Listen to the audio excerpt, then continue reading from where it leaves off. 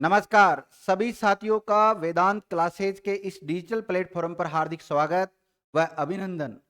साथियों, जैसा कि आपको थंबनेल में दिखाई दे रहा है कि अभी एक सेंसिटिव मैटर चल रहा है और इसको लेकर हमने पहले भी कुछ वीडियो बनाए थे, आप लोगों को समझाने की कोशिश की थी और ऐसी कई घटनाएं भारत में घटित हो चुकी है।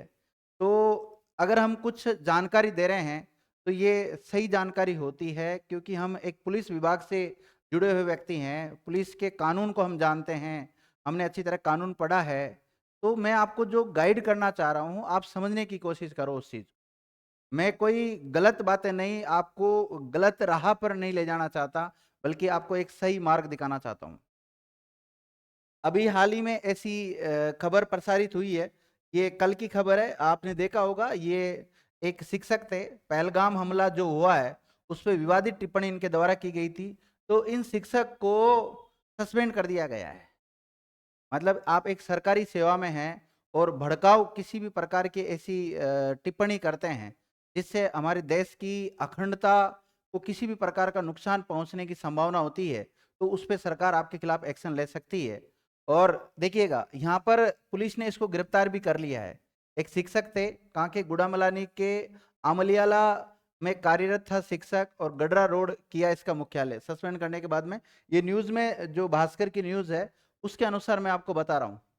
देखिए, शिक्षक सस्पेंड, पुलिस ने किया गिरफ्तार, पहलगाम हमले पर इनके द्वारा टिप्पणी की थी, इसलिए सोशल मीडिया पर बोलने से पहले कुछ बातें हैं उनका जरूर ध्यान रखें। हाँ, पहलगाम जो हमला हुआ है बहुत ही दर्दनाक, बहुत ही एक प्रकार से कायरनामा जो हमला उनके द्वारा किया गया है।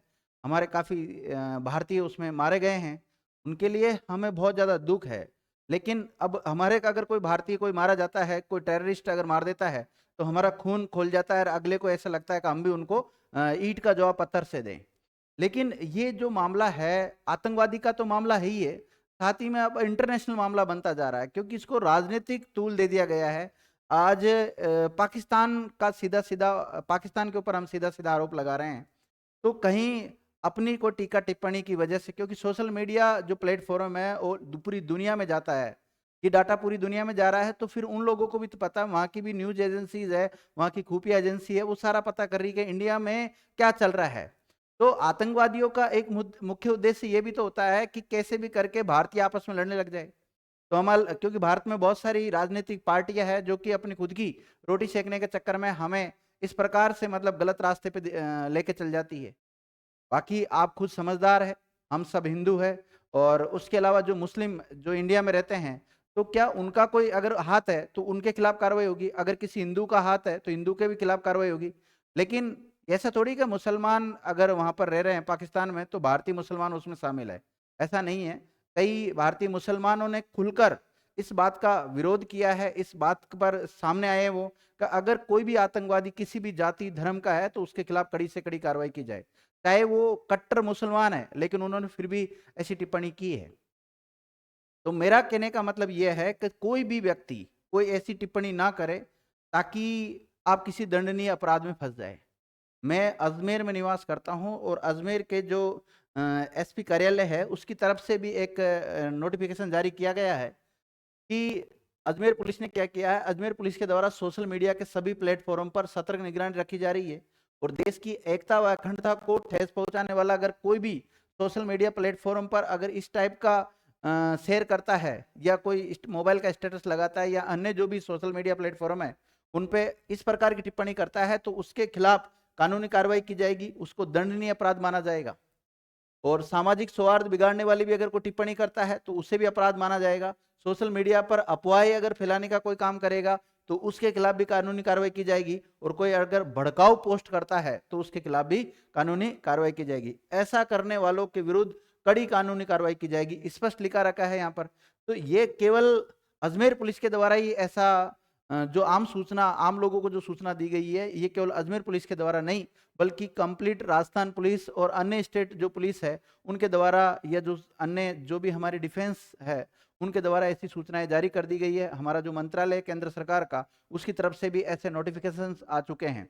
जब सबकी तरफ से ऐसी कार्रवाई की जा रही है तो हम इन टिप्पणियों से बचें, क्योंकि कई बार हम होता है, हमें क्या होता है, हमें हमारे में सब में राष्ट्रीयता की भावना है, अब कोई पाकिस्तान की किसी बात को लेकर या अन्य धर्म की किसी बात को लेकर हम उस पर टीका टिप्पणी कर देते हैं। लेकिन अगर किसी व्यक्ति ने आपके खिलाफ शिकायत कर दी या पुलिस लगातार इन सोशल मीडिया प्लेटफॉर्म है उनके ऊपर निगरानी रख रही है, और अगर आप उसके लपेटे में आ जाते हो तो कहीं लेने के देने ना पड़ जाए। क्योंकि ये तो देखो भारत सरकार निर्णय लेगी कि भाई उन टेररिस्टों के साथ क्या करना है, कितने को टेररिस्टों को किसने शरण दी थी, उन लोगों के खिलाफ क्या कार्रवाई होगी, ये सारा निर्णय भारत सरकार लेगी। हम ये निर्णय नहीं ले पाएंगे। हाँ ठीक है, हम किसी बात का अगर हमें पता लगता है तो उसको हम, हमारे पास जो भी पुलिस स्टेशन होता है या जो भी सुरक्षा एजेंसी है उनको हम सूचना दे सकते हैं।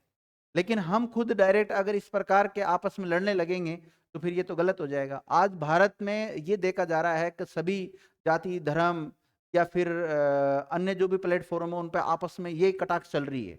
तो ये ऐसा कटाक्ष क्यों? क्योंकि हम सब भारतीय हैं। हाँ भारत में ठीक है, हम अलग अलग क्षेत्रों में रहते हैं, अलग अलग राज्यों में बटे हुए हैं, अलग अलग जाति धर्म विशेष के लोग रहते हैं, लेकिन भारत की खूबसूरती यही तो है कि अखंडता में एकता। तो हम अखंड भारत होते हुए भी हम सब एक है। जब भी हमारे भारत के ऊपर किसी प्रकार की कोई बात आती है तो हम सारे एक हो जाते हैं। तो मेरे सभी देशवासियों से ये अपील रहेगी कि हम सब भारतीय हैं। हमारा किसी भी आतंकवादी को बढ़ावा देना उद्देश्य नहीं है। सभी आतंकवादी अगर कोई भी अगर है तो उसके खिलाफ कड़ी से कड़ी कार्रवाई की जाए, और आतंकवादियों को जो भी लोग सपोर्ट कर रहे हैं उनके खिलाफ भी कड़ी से कड़ी कार्रवाई की जाए। और इसमें ज्यादा जो राजनीतिक मुद्दा आ रहा है इसको थोड़ा साइड में रखा जाए। कई लोग होता है अपना बैंक, ये वोटों का बैंक बढ़ाने के लिए वो क्या करते हैं, इस प्रकार के भड़काऊ भाषण दे देते हैं, जनता को अपनी तरफ मतलब आकर्षित करने के लिए ऐसे कह देते हैं। जैसे माना कि अभी सेंटर में बात करें हम तो बीजेपी की गवर्नमेंट है, तो कांग्रेस फिर ऐसा काम करेगी, या कांग्रेस के लिए विशेष पार्टी कांग्रेस की नहीं, क्योंकि ज्यादातर विपक्ष में कांग्रेस ही लेती है इसलिए हम कांग्रेस का नाम ले रहे हैं। बाकी अन्य पार्टी भी ऐसा कर सकती है, या फिर कोई अन्य कोई व्यक्ति जो अपने आप को बड़ा राजनेता बनाना चाहता है। भाई राजनेता आप तो बन जाओगे, लेकिन इन जो जनता है, ये भोली भाली जनता है भारत की, इनको क्यों आप इस प्रकार से भड़काने का काम कर रहे हैं? तो कोई भी इनकी टीका टिप्पणी अगर करता है तो उसका अनुसरण आप ना करें, आप सविवेक से काम करें। आपका जो भी काम है आप काम करते रहिए। अगर देश को आपकी आवश्यकता होगी तो देश आपसे आह्वान करेगा, जब जाके आप लड़ना। जैसे मैं तो कहता हूँ युद्ध वगैरह ऐसी घटनाएं घटित नहीं होनी चाहिए, क्योंकि जब दो देशों के बीच में युद्ध होता है तो उसमें बहुत सारे जो कारण हैं वो प्रभावित होते हैं। जैसे अगर युद्ध जैसी घटनाएं घटित होती तो आर्थिक प्रभाव सबसे ज्यादा पड़ता है, जनहानि बहुत ज्यादा होती है।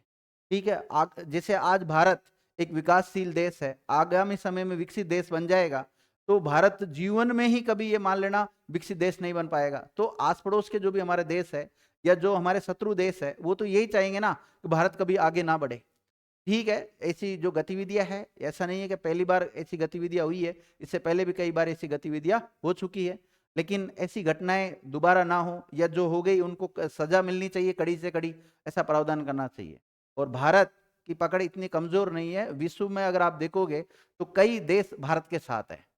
लेकिन जब भले भले जब होता है, मतलब जब किसी व्यक्ति के दिन सही चलते रहते हैं, यानी कि भारत के दिन जब सही चल रहे हैं तो सारे देश साथ में हैं। लेकिन युद्ध जैसी घटनाएं घटित हो जाती है या ऐसा कोई मामला हो जाता है, भारत के ऊपर किसी प्रकार की विपदा आ जाती है, तो उस समय भारत का साथ कौन देते हैं, वो बात की बात है। तो ठीक है, एक भ्रम बना हुआ है कि ये देश अपने साथ है, ये देश भी अपने साथ है। तो ये जो विदेशी नीति है, इसी अगर देखिए, अगर जो वर्तमान में स्थिति चल रही है इसमें विदेश नीति का आप प्रॉपर तरीके से अध्ययन करें। क्योंकि जो सिविल सर्विसेज की तैयारी करते हैं उनके सिलेबस में विदेश नीति एक पॉइंट दिया हुआ रहता है। तो आगामी समय में विदेश नीति से जो क्वेश्चन है वो बनने की संभावना रहेगी, और मुख्य रूप से भी कौन से देश के साथ विदेश नीति से क्वेश्चन बनेंगे, चाइना के साथ, और इधर पाकिस्तान के साथ हमारी विदेश नीति कैसी रही है, वहां से सवाल बनने की संभावना रहेगी। और आगामी जितने भी इंटरव्यू होंगे उन सभी इंटरव्यू में भी यहाँ से सवाल पूछे जाने की संभावना रहेगी। तो हम सब ज्यादातर स्टूडेंट और या जो शिक्षक गण हम जुड़े हुए हैं, या वेदांता फैमिली के साथ ज्यादातर वही लोग जुड़े हुए हैं जो शिक्षा से संबंधित है, ज्यादातर वही स्टूडेंट है। तो फिर आपका जो ट्यूशन बनता है उस ट्यूशन के अनुसार करें। हाँ, सब में राष्ट्रीयता की भावना है, हमारे राष्ट्र के प्रति समर्थन भी होना चाहिए, ये बात को मानते हैं, आप भी मानता हूँ और मैं भी मानता हूँ, ऐसी बात नहीं। तो आज इस वीडियो को बनाने के पीछे उद्देश्य यही था। कई सरकारी कर्मचारी या अन्य व्यक्ति ऐसी टिप्पणी कर रहे हैं तो उनके खिलाफ कानूनी कार्रवाई की जा रही है। तो बिना मतलब में कहीं ऐसी कानूनी पेचीदगियों में आप ना फंस जाएं, उनसे बचें आप। इस वीडियो को अधिक से अधिक साथियों के साथ शेयर करो, ताकि कोई साथी अगर ऐसी आतंकवादी गतिविधियों को देखते हुए अगर कोई भड़काऊ भाषण दे देता है, उसके साथ इस प्रकार का कृत्य हो जाता है, फिर दिक्कत हो जाएगी। थैंक यू विद्यार्थियों।